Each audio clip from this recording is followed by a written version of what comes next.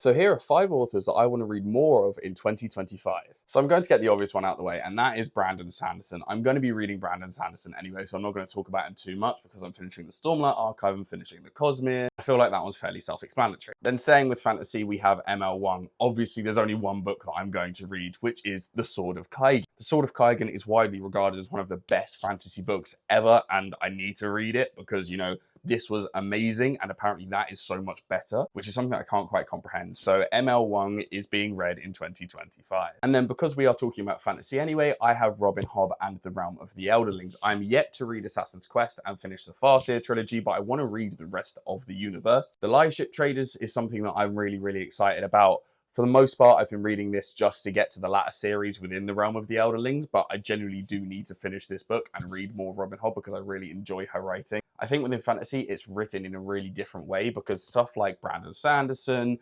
Robert Jordan, they are kind of similar. Whilst they are amazing, this is completely different, and it's written in a way that not many people will 100% like it if your kind of writing is Brandon Sanderson and Robert Jordan. It's a lot more emotional, it's a lot more character based, and it isn't necessarily plot driven. For example, if you go to Royal Assassin, the plot didn't actually move that much, but the characters developed so much. Switching up from fantasy, we are talking about Stephen King. Stephen King is an author who I read a fair bit of when I was younger. I read It, I read 11/22/63, but I haven't read much Stephen King after that. The obvious answer is The Dark Tower, because I love a tower trope, and I love kind of fantasy, that kind of stuff.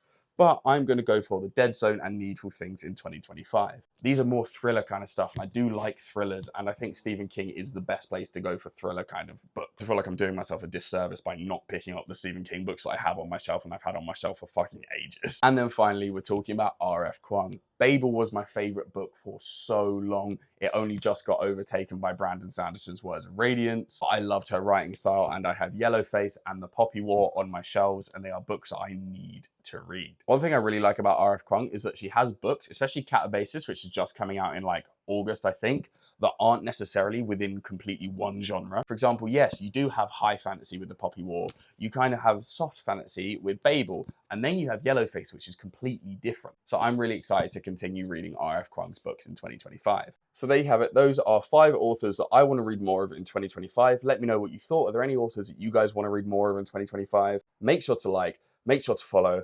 I need to put this pile down because it's really hurting my hand, but happy goddamn reading.